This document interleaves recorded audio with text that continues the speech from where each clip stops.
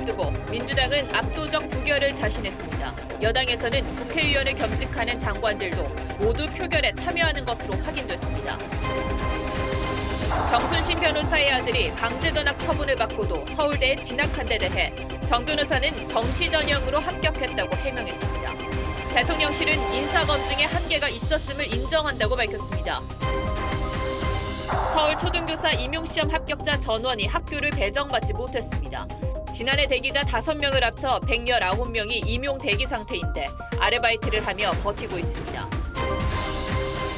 의사 등 의료인 단체들이 여의도에서 간호법 제정에 반대하는 집회를 열고 삭발 투쟁을 벌였습니다. 의사와 간호사 단체는 서로 법 통과 여부를 두고 파업을 예고했습니다.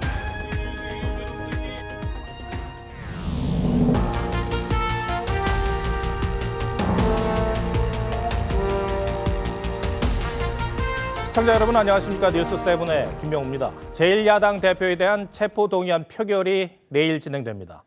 결과를 떠나 그 자체가 초유의 일이라 내일 하루 종일 정치권이 술렁일 것 같습니다. 이재명 대표와 민주당은 유례없는 야당 탄압이라며 부결을 자신하고 있습니다. 하지만 여당에서는 국회의원을 겸직하는 장관들까지 모두 본회의에 출석해 체포동의안 표결에 참여하는 것으로 저희 취재 결과 확인됐습니다. 오늘 뉴스7은 장용욱 기자의 단독 보도로 시작하겠습니다. 내일 오후 국회 본회의에서 진행되는 이재명 대표 체포 동의안 표결에 현역 국무위원인 추경호 경제부총리와 박진 외교부 장관, 권영세 통일부 장관이 모두 참석합니다. 체포 동의안 통과에 여권 전체가 나서는 건데 이 경우 국민의힘에서 표결에 참석할 수 있는 의원 114명 모두가 찬성표를 던질 가능성이 높습니다. 체포 동의안이 부결된다면 역사는 누가 국민 앞에 비굴했는지 그리고 누가 불의의 눈을 감았는지를. 하지만 민주당 지도부는 휴일인 오늘도 기자회견을 열고 야당 탄압을 주장하며 압도적 부결을 자신했습니다. 박정희와 전두환 독재 정권에 의한 김대중 죽이기, 이승만이 저질렀던 조봉암 사법살인이 21세기에 재현되고 있습니다. 또 성남FC 사건과 쌍방울 대북 송금 의혹과 관련해 체포 동의안이 추가로 오더라도 막아내겠다는 의지를 보였습니다. 그 이후에 이 쌍방울 건으로 우리 국민들을 또 대단히 혼란스럽게 할 것으로 보여져서 가당치 않은 일이다. 당 지도부가 강력히 표단속에 나선 상황이라 30명 안팎의 비명계 의원들은 속내를 드러내지 못하는 분위기인데 결국 무기명 투표가 변수가 될 전망입니다. 한 비명계 중진 의원은 체포 동의안이 부결되면 민심은 악화되고 이 대표에 대한 사퇴 요구는 더 강해질 것이라고 말했습니다. TV조선 장용욱입니다. 내일 표결 전엔 국회법에 따라 한동훈 법무장관의 체포동의안 요청 사유 설명과 이재명 대표의 신상 발언이 예정돼 있습니다. 표결 결과 못지않게 관심을 끄는 대목입니다. 한 장관은 지난해 12월 노웅래 의원 체포동의안 표결 당시 돈 봉투 부스럭거리는 소리까지 녹음됐다며 구체적 증거를 제시하기도 했는데 이번엔 어떨까요? 이어서 주원진 기자가 보도합니다. 체포동의안 제안자 자격으로 국회 본회의 연단에 설 한동훈 법무장관은 검찰 수사팀으로부터 관련 증거와 기록 등을 보고받았습니다. 한 장관은 이번에는 지난해 12월 노웅래 의원 체포동의안 표결 당시 역대 최장인 5분 30초보다 더 길게 설명할 것이라는 전망도 나옵니다.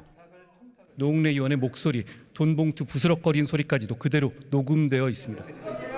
당시 야권을 중심으로 피의사시 공표 논란이 불거지자 법무부는 국회 체포동의안 표결 전 근거자료로서 범죄 혐의와 증거관계를 설명하는 건 국회법상 법무장관의 당연한 임무라고 반박한 바 있습니다.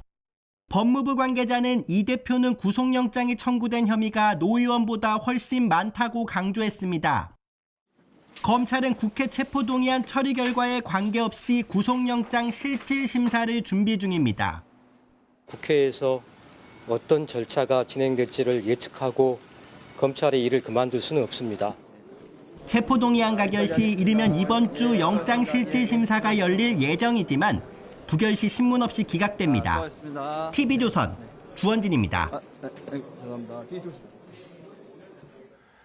국가수사본부장 임명 하루 만에 정순신 변호사가 사의를 표명하고 곧바로 윤석열 대통령이 임명을 취소했지만 이 정부의 인사검증 부실 논란은 또 도마에 올랐습니다. 윤석열 정부 출범 이후 인사검증 실패 사례는 벌써 7명째입니다. 인사검증 투명화를 위해 만든 시스템이 오히려 인사 참사를 불렀다는 비판이 나옵니다. 조성호 기자가 보도합니다. 자녀 장학금 논란으로 낙마한 김인철 부총리 겸 교육부 장관 후보자에서 아들 학교폭력 사건으로 낙마한 정순신 변호사까지 현 정부 출범 이후 인사검증 실패 사례는 벌써 7명째입니다. 민정수석실을 없애면서 생긴 인사검증 공백을 메우기 위해 법무부 인사정보관리단도 새로 만들어졌지만 1차 검증에 실패한 셈입니다. 대통령실은 정부 인사검증 시스템 개선을 약속했습니다. 공직 후보자 본인이 아니라 자녀와 관련된 문제이다 보니 미흡한 점이 있었던 것으로 판단이. 대통령실은 다만 과거 정부처럼 사찰 수준의 정보 수집을 했던 것과는 차이가 있다며 합법적 범위 안에서 좀 더 검증 개선 방안이 있는지 검토 중이라고 덧붙였습니다. 정 변호사의 낙마 사유가 된 아들의 학교 폭력에 대해서도 매우 엄중하게 보고 있다며 학교 폭력 근절을 위한 근본적인 대책도 논의 중이라고 했습니다. TV조선 조성호입니다. 정순신 변호사의 낙마 이유인 아들 학교 폭력 논란도 수그러들지 않고 있습니다. 학교 폭력 사건으로 강제 전학 처분을 받은 뒤 서울대에 진학한 경위를 놓고 의문이 제기된 건데 정 변호사 측은 정시 전형으로 합격했다며 문제될 게 없다는 입장입니다. 한지은 기자가 보도합니다. 정순신 변호사 아들이 교육지원청 학교폭력대책 자치위원회로부터 전학 처분을 통보받은 건 2018년 3월. 하지만 실제 강제 전학이 이뤄진 건 11개월이 지난 2019년 2월이었습니다. 정 변호사 측이 학폭위 처분 관련 재심 처분을 취소해달라며 행정소송을 벌여 대법원 확정 판결까지 1년이 넘는 시간이 걸린 겁니다. 이후 정 변호사 아들은 일반고로 옮겨 2020학년도 서울대 정시 모집에 합격한 것으로 파악됐습니다. 당시 서울대 정시 모집 안내문은 학생부 징계 사유 등이 감점 요소로 활용될 수 있다고 돼 있는데 일각에선 정군의 입학 경위를 놓고 의혹을 제기하는 목소리도 나왔습니다. 이와 관련해 정 변호사는 수능 보고 정시 지원에서 합격한 게 다입니다라고 해명했습니다. 정시 특성상 수능 성적이 우수하면 입학이 가능했다는 취지의 주장이었습니다. 공석이 된 국수본부장직은 규정에 따라 당분간 수사기획조정관이 대리할 예정이지만 공석이 장기화될 가능성도 제기됩니다. TV조선 한지은입니다. 국민의힘 전당대회 소식입니다. 각종 여론조사에서 선두를 달리고 있는 김기현 후보에 대해 후발 주자들이 투기 의혹 제기를 멈추지 않고 있습니다. 민주당까지 가세하며 특검을 거론하기 시작했습니다. 김기현 후보는 해당 의혹에 대한 수사까지 의뢰하며 맞서고 있습니다. 김태훈 기자가 보도합니다. 김기현 후보가 수사 의뢰를 결정한 건 투기 의혹을 뒷받침할 만한 별다른 사실관계가 나오지 않았는데도 경쟁자들이 무분별하게 의혹을 제기하고 있다고 보고 정면 돌파에 나선 겁니다. 제가 불법을 저지른 적이 없기에 억지로 문제 삼고 있는 울산 땅에 대한 철저한 수사를 오늘 의뢰하고자 합니다. 수사 대상에는 1,800배 시세 차익과 인접도로를 부당하게 휘게했다는 직권남용 의혹을 모두 포함하기로 했습니다. 김 후보는 의혹이 사실이면 정계를 떠나겠다며 결백을 입증한 뒤 관련자들에게 법적, 정치적 책임을 묻겠다고도 했습니다. 하지만 해당 의혹을 처음 제기한 황교안 후보는 공세를 멈추지 않았습니다. 수사 의뢰라는 거는 수사기관에 한번 조사해보고 혐의가 인정되면 그때 수사를 시작해달라 이런 뜻이거든요. 그러니까 당당하면 고소고발해라. 안철수 후보 측도 고소전으로 본질을 비켜가고 의혹 제기자를 괴롭히는 보복 소송을 개시할 것이냐며 비판 대열에 가세했습니다. 민주당은 특검까지 거론했습니다. 특검을 시행하여 김기현 의원의 지역 토착 토건 비리를 국민들 앞에 낱낱이 밝혀야 합니다. 이런 가운데 천하람 후보는 핵심 당직자들을 수도권과 험지에 공천하겠다는 공약을 발표했습니다. TV조선 김태훈입니다. 올해 서울 지역 초등학교 교사 임용 시험에 합격한 사람 전원이 발령을 받지 못했습니다. 지난해 합격하고도 여전히 대기 중인 예비 교사도 5명이 있습니다. 예상하셨겠지만 초등학생 수가 많이 줄었기 때문입니다. 예비교사들은 아르바이트를 하면서 배치될 때까지 버티고 있습니다. 이태희 기자가 보도합니다. 아르바이트 구직 사이트에 올라온 예비 교사들의 글입니다. 초등학교 교사 임용시험에 합격한 뒤 발령을 기다리고 있다며 커피숍 알바나 주방 보조, 설거지도 마다 않겠다고 합니다. 올해 서울 지역 초등교사 임용시험 합격자는 총 114명. 이들 모두가 서울 공립초교에 배치받지 못했습니다. 지난해 합격자 5명도 아직 발령을 기다리고 있습니다. 시험 합격 후 임용되기까지 평균 1년 4개월을 기다려야 한다는 통계도 있습니다. 정부가 계속 기간제로만 교사를 쓰면서 정원을 늘리지 않다 보니까 저출산이 계속되면서 2027년 초등학교 신입생은 22% 더 줄어들 것으로 예측돼 이 같은 임용 절벽 현상은 더 심각해질 전망입니다. 특히 교육부가 추진 중인 AI 교과서가 도입되면 교사 수는 더욱 줄어들 거란 관측도 일부에서 나옵니다. 20명의 보조교사를 두는 효과가 사실은 있습니다. 어디까지나 보조교사이고 교육부는 임용 대기가 과도해지지 않도록 교사 신규 채용 규모를 결정해 이르면 다음 달 발표될 새 교원 수급 계획에 포함시키겠다고 밝혔습니다. TV조선 이태희입니다. 네, 보신 것처럼 출산율 감소는 단순한 인구 감소의 문제가 아닙니다. 작게는 일자리가 사라지고 크게는 국가까지 소멸될 위기에 직면하죠. 그럼에도 정부는 1990년대생에게 희망을 걸고 있습니다. 무슨 근거인지, 현실성은 있는지 경제부 배상윤 기자와 따져보겠습니다. 자, 배 기자, 저출산 문제가 어제 오늘 일은 아니지만 그 속도가 굉장히 빠르다는 생각이 듭니다. 심각성이 어느 정도입니까? 네, 제가 표를 보면서 직접 설명해 드리겠습니다. 네. 지난해 태어난 아이 수는 24만 9천 명입니다. 처음으로 25만 명 선이 무너졌고요. 48만 명이 태어난 10년 전과 비교하면 반토막이 난 수준입니다. 여성 한 명이 평생 낳을 것으로 예상되는 아이 숫자인 합계 출산율도 0.78명으로 1970년 통계 작성 이후 가장 낮았습니다.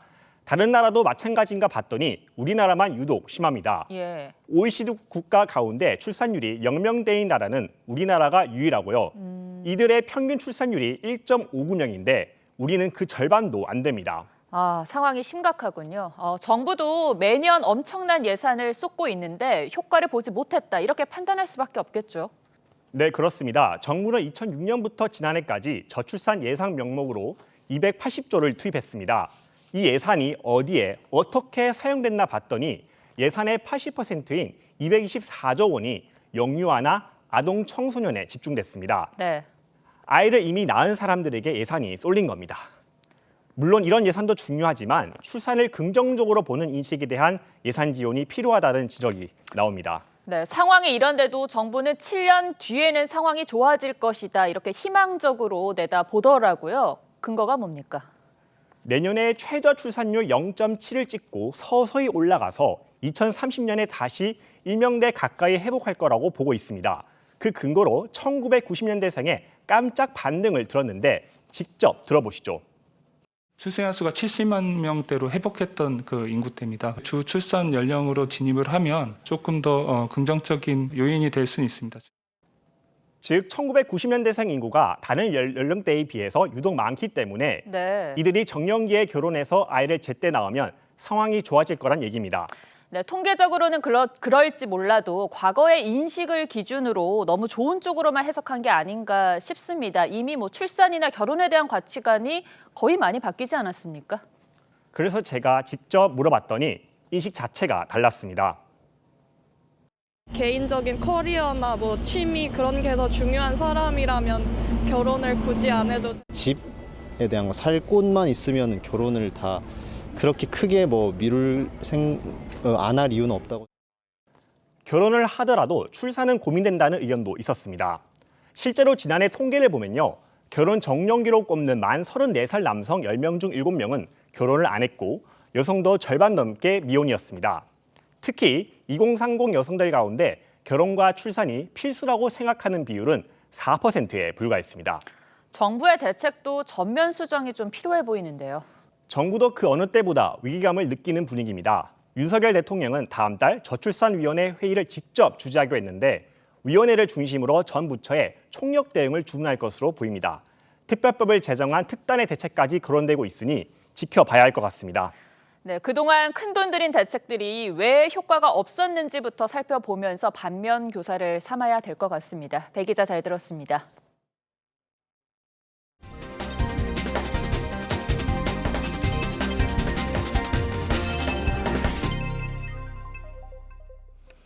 부산의 한 자동차 정비업소에서 불이 났습니다. 엔진 오일 같은 인화 물질이 많아 불이 더 크게 번졌는데 다행히 인명피해는 없었습니다. 하지만 공기가 건조한 탓에 산불이 잇따랐습니다. 노도일 기자입니다. 시뻘건 불길이 건물 전체를 집어삼켰습니다. 2층 창문 밖으로 솟아오르는 불길을 소방관들이 연신 물을 뿌려 진압합니다. 오늘 새벽 3시 10분쯤 부산의 자동차 정비업소에서 불이 나 3시간 만에 꺼졌습니다. 불은 인근 건물로까지 번져 한때 대응 1단계가 발령됐습니다. 바람이 강하게 분데다 인화물질이 많아 진압에 어려움을 겪었습니다. 인명피해는 없었지만 10억 원에 달하는 재산 피해가 났습니다. 오일류가 있어가지고 저희 도착했을 때 폭발은 이렇게 펑펑 터지는 소리도 들렸었고. 강원 홍천에서는 오늘 오전 11시 40분쯤 야산 근처 조립식 컨테이너에서 난 불이 산불로 번졌습니다. 헬기 2대 등 장비 19대가 동원돼 1시간여 만에 불이 꺼졌습니다. 컨테이너 화재로 시작된 게 주변으로 연소 확대되면서 시커먼 연기가 보인다 이렇게 신고가 들어갔거든요. 낮 1시 25분쯤에는 전남 화순군 야산에서 불이 나 1시간 20분 만에 진화됐습니다. 소방당국은 인근 민가에서 쓰레기를 태우다 불이 난 것으로 보고 정확한 화재 원인을 조사하고 있습니다. 산림청은 건조한 날씨가 이어지는 만큼 산불 예방에 적극 협조해달라고 당부했습니다. TV조선 노도일입니다. 마약 투약 혐의를 받는 배우 유아인 씨가 1년 동안 70번 넘게 프로포폴을 투약한 것으로 파악됐습니다. 수치만 놓고 보면 닷새에 한 번꼴로 맞은 셈인데 경찰은 다음 달 유 씨를 피의자 신분으로 불러 조사할 계획입니다. 김창석 기자입니다. 2021년 넷플릭스 시리즈 지옥 등을 선보이며 활발한 연기 활동을 했던 배우 유아인 씨. 경찰과 식품의약품안전처에 따르면 유 씨는 그해 73번이나 프로포폴을 맞은 것으로 조사됐습니다. 1년간 투약한 프로포폴 양만 4,400ml로 닷새에 한 번꼴로 평균 60ml를 맞은 셈입니다. 식품의약품안전처는 프로포폴 투약 횟수가 한 달에 한 번을 넘지 않도록 권고하고 있습니다. 시약처에 이제 그 기준보다는 많이 맞았기 때문에 저희가 수사 의뢰를 한 거니까. 경찰은 식약처로부터 유 씨의 투약 정보를 확보해 압수수색 영장에 적시했습니다. 유 씨 소속사는 이와 관련해 모든 조사에 적극 협조하겠다는 기존 입장만 되풀이했습니다. 추가로 좀 입장이 있으실까 해가지고요. 아니요, 없습니다. 경찰은 식약처가 수사 의뢰한 2021년 이후에도 유 씨가 프로포폴을 상습 투약했는지 여부를 들여다보고 있습니다. 경찰은 압수한 유 씨 휴대전화에 대한 디지털 포렌식 작업을 마무리하는 대로 다음 달 중 유 씨를 소환해 투약 경위를 조사할 예정입니다. TV조선 김창소입니다. 간호법 제정을 둘러싸고 의료계가 둘로 쪼개졌습니다. 의사 등 의료인 단체는 간호법이 특정 직업에만 권한을 넓게 줄 수 있다며 반대하고 있는데 이들은 오늘 대규모 집회를 열면서 삭발투쟁까지 벌였습니다. 간호사 단체는 처우 개선을 위해서 필요하다며 파업까지 예고하며 맞서고 있습니다. 의료계 파업은 결국 국민 생명에도 직결되는데요. 박재훈 기자가 극한으로 치닫는 의료계 갈등에 오늘의 포커스를 맞췄습니다. 간호법안 가행 처리, 민주당을 규탄한다! 규탄한다! 규탄한다! 규탄한다! 여의도 공원 앞 도로 4개 차선이 인파로 가득 찼습니다. 간호법 제정에 반대하는 의사와 간호조무사 등 의료인 단체입니다. 오늘 열린 총궐기 대회엔 경찰 추산 10,000명가량이 참석했습니다. 국회와 정치권은 간호사라는 특정 직역의 편향적인 입장만을 전면 수용해서 보건의료계를 갈등 양상을 심화시키고 이들은 삭발시까지 치르며 간호법이 국회를 통과할 경우 파업도 불사하겠다고 주장했습니다. 간호법은 의료법에 포함돼 있던 간호사의 역할과 지위를 따로 정하겠다는 것이 핵심. 논란은 간호사가 의료기관 내에서 의사 등의 지도하에 진료를 보조한다는 기존 문구에 지역사회가 추가된 부분입니다. 의사단체들은 이 부분을 들어 간호사의 단독 개원 가능성을 열어뒀다고 주장하며 법이 통과되면 간호사를 제외한 의료계 단체가 연대해 총파업도 불사하겠다는 입장입니다. 간호사에게는 모든 권한을 부여하고 나머지 직역들은 나몰라라는 법이 정녕 합당하다고 보십니까, 여러분? 반면 간호협회는 간호법 제정은 대통령의 공약 사항이었다며 법 제정이 불발될 경우 연대 파업에 나서겠다고 일찌감치 예고한 바 있습니다. 법제사법위원회는 총선과 대선에서 여야 모두 약속한 간호법을 상정된 지 269일 지난 지금까지도 통과시키지 않고 있다. 지난해 5월 국회 보건복지위원회는 간호법을 통과시켰지만 의사단체의 반발로 법제사법위원회에서 9개월가량 계류됐습니다. 그러다 야당인 더불어민주당이 더 이상 지체할 수 없다며 법사위를 건너뛰고 본회의로 법안을 직회부하면서 논란은 다시 수면 위로 올랐습니다.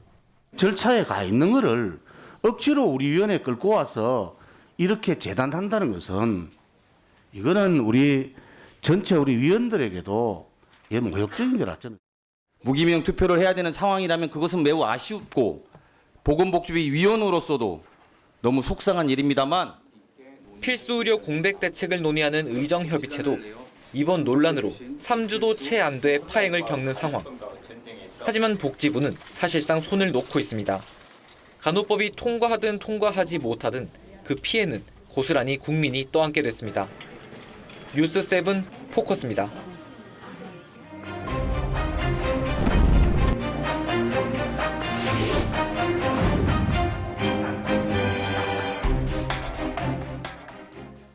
러시아가 내부 결속을 위해 기획한 행사에서 우크라이나 어린이들을 동원해 논란입니다.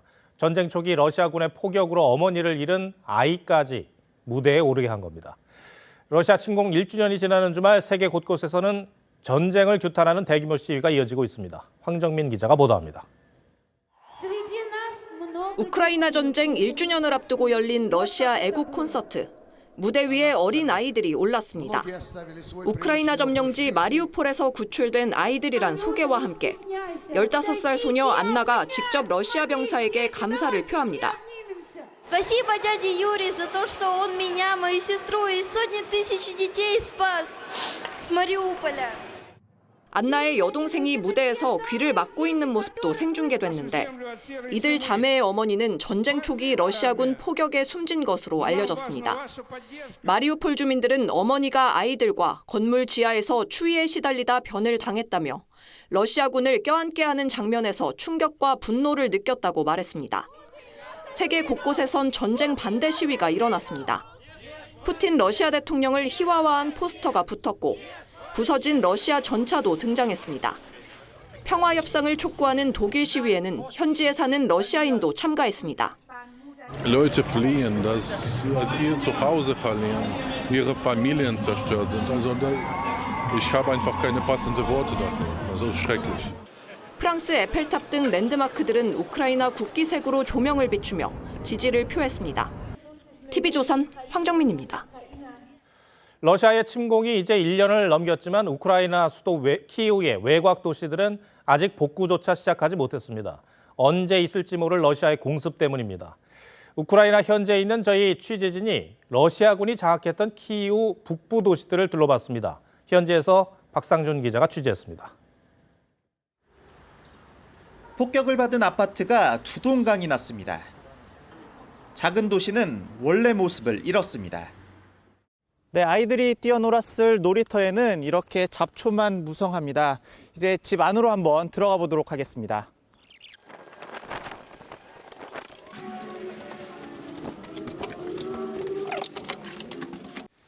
네, TV가 불에 탄 채 왁전이 녹슬어 있고 옆에 직기류도 어지러이 널려 있습니다. 전쟁의 포화를 온몸으로 맞은 키이우 북부 도시 보로디앙카입니다. 지난해 개전 초 벨라루스에서 키이우로 향하던 러시아군의 진입로가 되면서 인구 10,000명의 도시가 화마를 입은 겁니다. Страх відчували, страх, ненависть до цього всього. Як бігли діти, втікали під будинками. 키이우와 붙어 있는 이르핀의 상황은 더 안 좋습니다. 길가를 따라 쭉 이어진 민가는 그야말로 쑥대밭이 돼 거대한 유령 도시처럼 변했습니다. По той простой причине, что мне уже вообще-то 67 лет, и в 67 лет начинать всю жизнь сначала, это вообще очень сложно. 우크라이나군은 이곳에서 러시아군의 진입을 차단하기 위해 다리 2개를 폭파했습니다. 키이우로 향하던 러시아군의 진격은 이곳에서 막혔습니다. 전쟁의 참상을 기억하기 위해 무너진 그대로 다리를 보존하기로 했습니다. 바로 옆엔 피격을 당한 폐차들이 주인을 잃은 채 흉물스럽게 쌓여 있었는데 이곳에 그려진 한 줄기 꽃들처럼 우크라인들은 폐허 속에서 작지만 소중한 일상을 바라보고 있습니다. TV조선 박상준입니다. 미국의 전략자산인 핵추진 공격 잠수함 스프링필드함이 어제 부산에 입항했습니다. 핵 잠수함 위치까지 공개한 걸 보면 북한의 계속되는 도발에 강하게 대응하겠다는 의지를 밝힌 것으로 볼 수 있습니다. 이 핵 잠수함은 우리 해군과 연합훈련도 협의 중이라고 합니다. 구민성 기자가 보도합니다. 괌에 전진 배치된 미 핵추진 공격 잠수함 5척 중 하나인 스프링필드함이 부산항에 입항을 준비합니다. 선체엔 한미 양국 국기가 나란히 달려 있습니다. 스프링필드함은 6,000톤 로스앤젤레스급으로 사거리 3,100km의 토마호크 잠대지 순항미사일 수십 발 장착이 가능합니다. 동북아 영내 해상 어디에 위치해도 북한 내 핵미사일 기지와 지휘부를 정밀 타격할 수 있습니다. 군수 물품을 싣기 위해 들어왔다는 게 국방부의 설명이지만 지난 18일 대륙간 탄도미사일을 발사한 북한을 경고하기 위해 입항한 거란 분석이 나옵니다. 한미는 스프링필드함과 한국 해군과의 연합훈련도 협의 중입니다. 북한의 ICBM 발사 직후 한미일 3국은 예정에 없던 미사일 대응 훈련을 실시했는데 한미 대표단이 워싱턴에서 미 전략자산 운용을 연습하고 미 핵추진 잠수함 기지까지 방문한 것 역시 북한에 대한 경고 성격으로 볼 수 있습니다. 확장 억제에 대한 아무래도 신뢰성에 대한 의문이 한국에서 얘기가 나오고 그것이 핵무장론으로 번지니까 거기에 대한 대응 차원도 있다.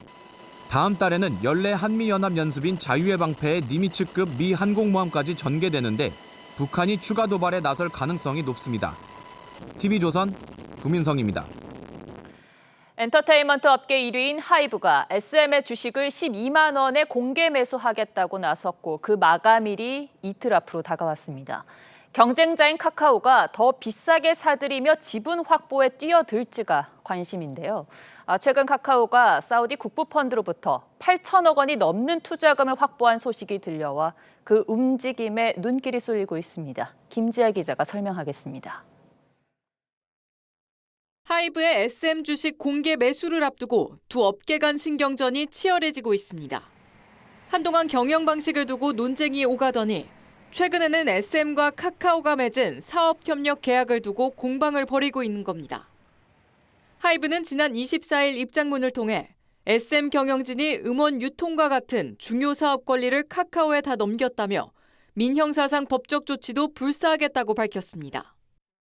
SM 측은 수평적 시너지를 위한 전략적 협력이라며 하이브가 악의적으로 내용을 곡해하고 있다고 맞받았습니다. 남은 임기 동안 독립적인 이사회를 위해 끝까지 최선을 다한 후 각자의 자리로 돌아가겠습니다. 지분 확보 경쟁도 치열합니다.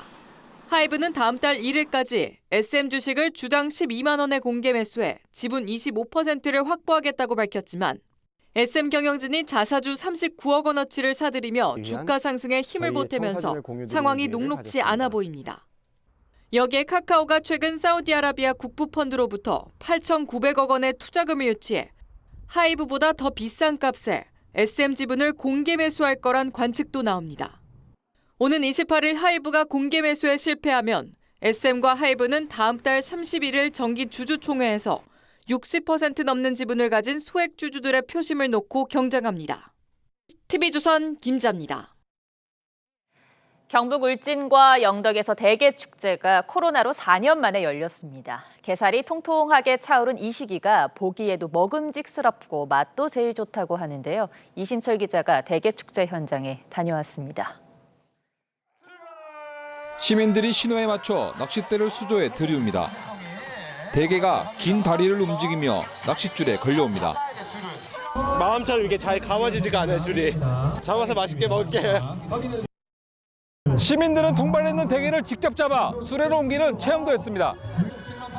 최상급 대게를 싼 값에 사갈 수 있는 깜짝 경매도 방문객들에게 인기 만점입니다. 12만 2천원이나 잘렸는데 위원장님이 8만 원에 가지라고 해서 너무 감사하죠. 한 15만 원, 18만 원 정도 될 것 같아요.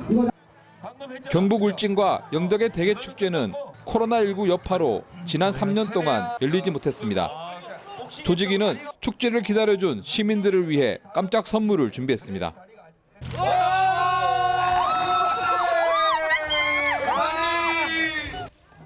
맛 좋은 대게를 잡고 금반지까지 얻은 시민도 했습니다. 작년에도 기대를 했는데 올해도 안 될 수도 있다 생각했거든요. 줄이 길어가지고 낚시도 못할 줄 알았는데 운 좋게.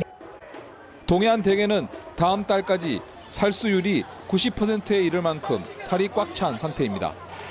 오는 5월까지 대게잡이를 할 수 있지만 최근 500량이 줄면서 대게잡이 배들은 다음 달 대부분 조업을 마칠 예정입니다.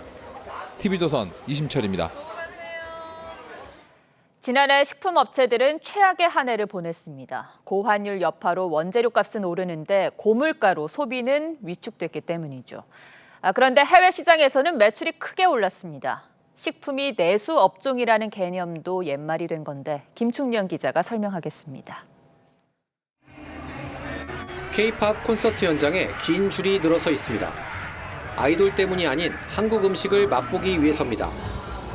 It's very good. 맛있어요. It was spicy, but I like spicy. 매운 볶음라면을 맛본 해외 유튜버. 맵다면서도 젓가락질을 멈추지 않습니다. 지난해 국내 식품사들은 K푸드의 인기 속에 해외에서 훨훨 날았습니다.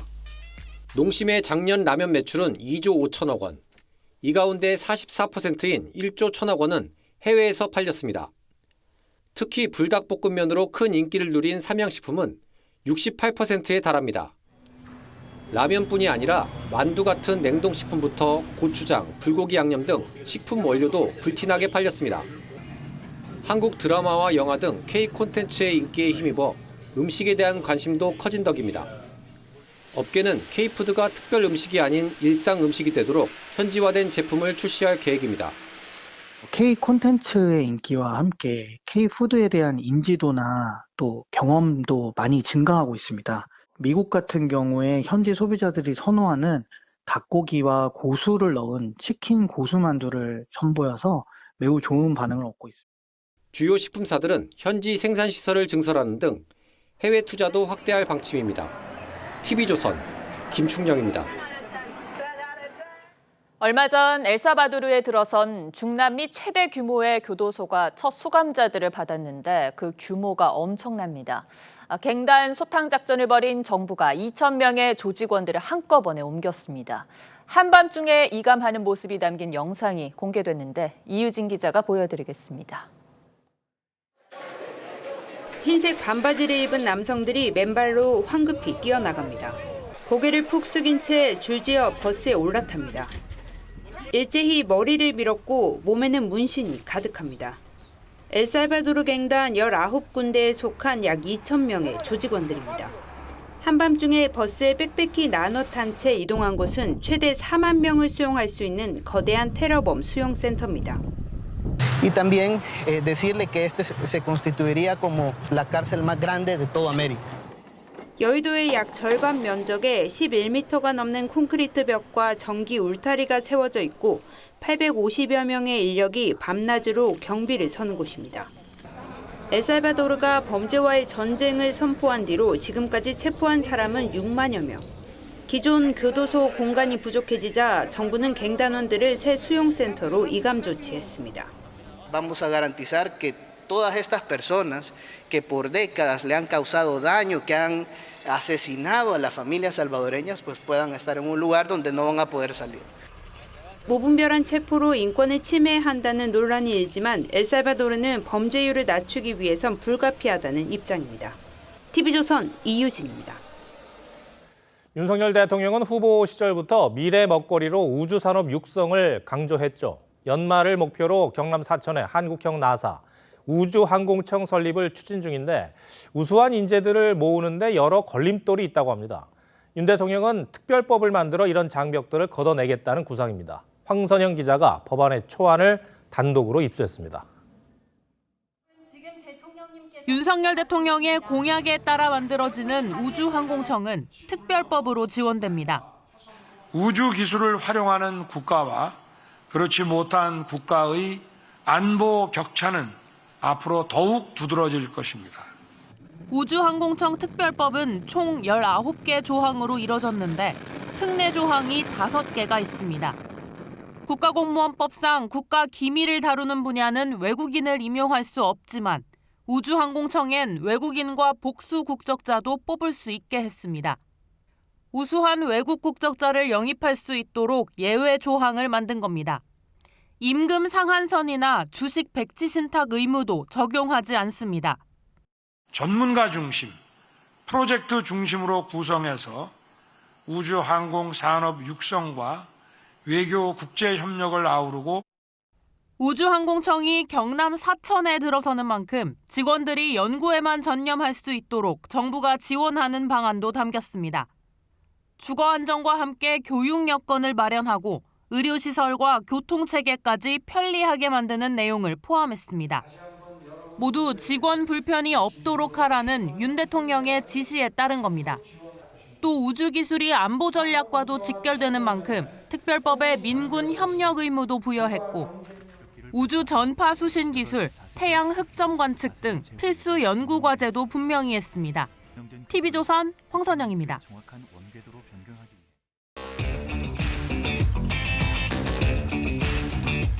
뉴스야 시작합니다. 정치부 정민진 기자 나와 있습니다. 첫 번째 물음표 볼까요?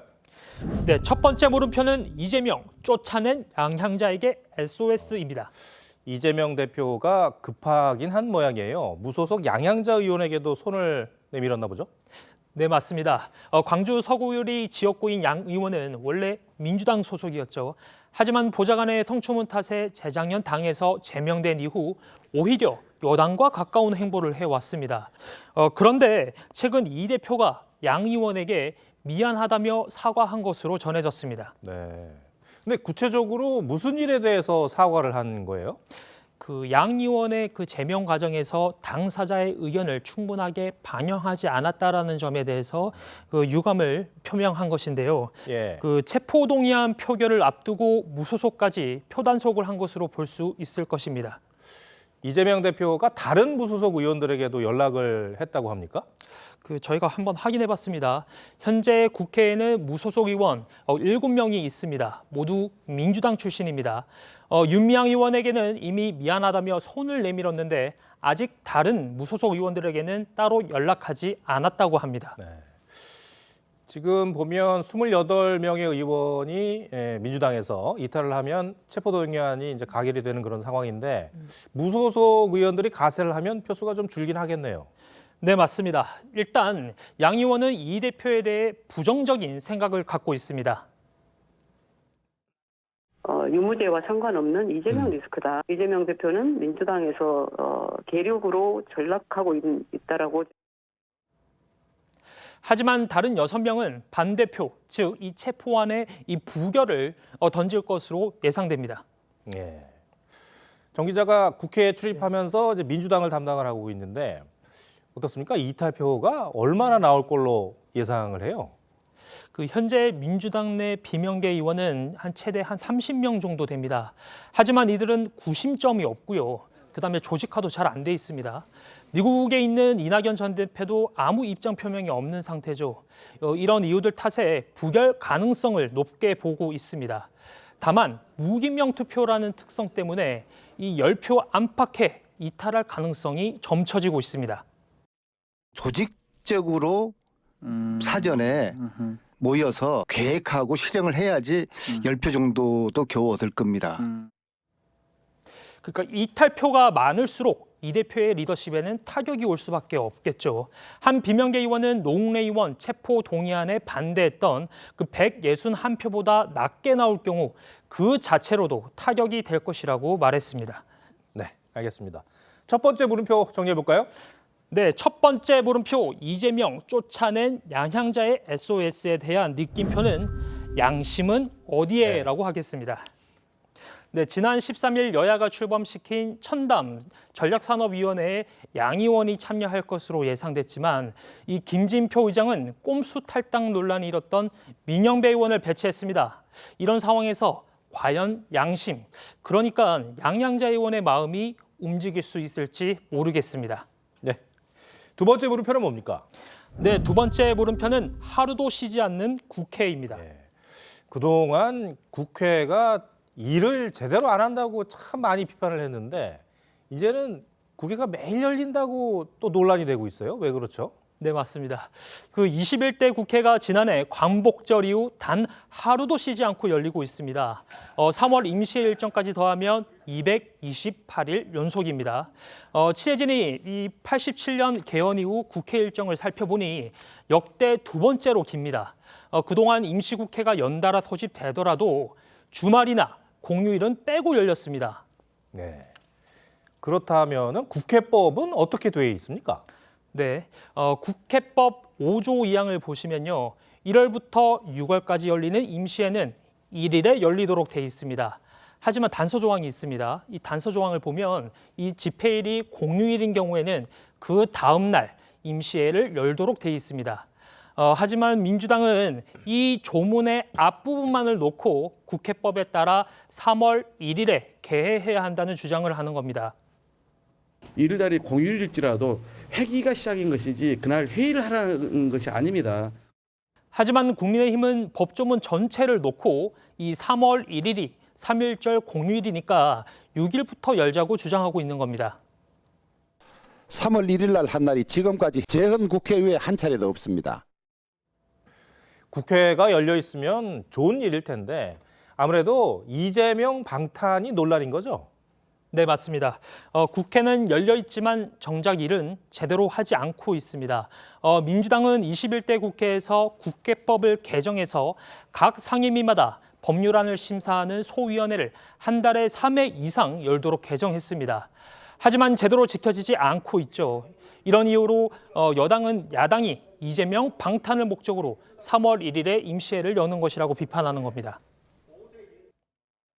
3월이 방탄국회가 아니라면 3월 6일부터 해도 됩니다. 특히 3월 1일은 또 법정 공휴일로서 네, 민주당은 민생법안 처리를 이유로 4월, 5월, 6월에도 임시국회를 열 계획이어서 체포동의안이 또다시 국회로 오더라도 이재명 대표의 불체포 특권이 유지될 수 있는 환경은 계속 이어질 전망입니다. 알겠습니다. 두 번째 물음표도 정리해 볼까요? 네. 두 번째 물음표, 하루도 쉬지 않는 국회에 대한 느낌표는 양두구육 국회로 하겠습니다. 네. 그 양두구육이라는 뜻 자체가 겉은 번지르르 하지만 속은 형편없다라는 뜻이죠. 그 민주화 이후 최장기간 동안 이어지고 있는 국회이지만 상임위에 계류된 법안만 13,000건이 넘습니다. 1년 동안 계류 중인 법안이 1.5배가 늘었는데 법안 처리도 신속하게 이루어져야 양두구육이란 지적을 피할 수 있을 것입니다. 네, 정민진 기자 잘 들었습니다.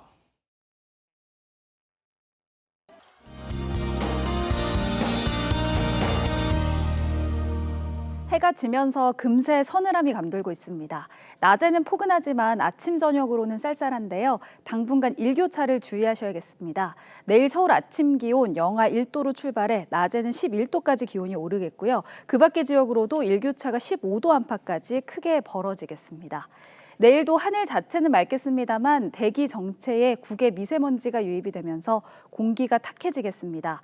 중부지방을 중심으로 일평균 초미세먼지 농도 나쁨 수준을 보이겠고요. 그 밖의 지역도 오전에 농도가 일시적으로 짙어지는 곳이 있겠습니다. 호흡기 건강 잘 챙겨주시기 바랍니다. 한편 대기는 점점 더 메말라가고 있습니다. 곳곳으로 건조특보가 확대된 만큼 산불 등 화재 예방에 각별히 유의하시는 것이 좋겠습니다. 3일절인 수요일에는 강원 영서와 제주에 눈 또는 비가 내리겠고요. 그 밖의 지역은 눈비 소식 없이 맑고 일교차 큰 날씨가 계속될 전망입니다. 날씨였습니다. 저희 취재진이 우크라이나에서 직접 만난 마리아 씨는 매일 눈물을 흘린다고 말했습니다.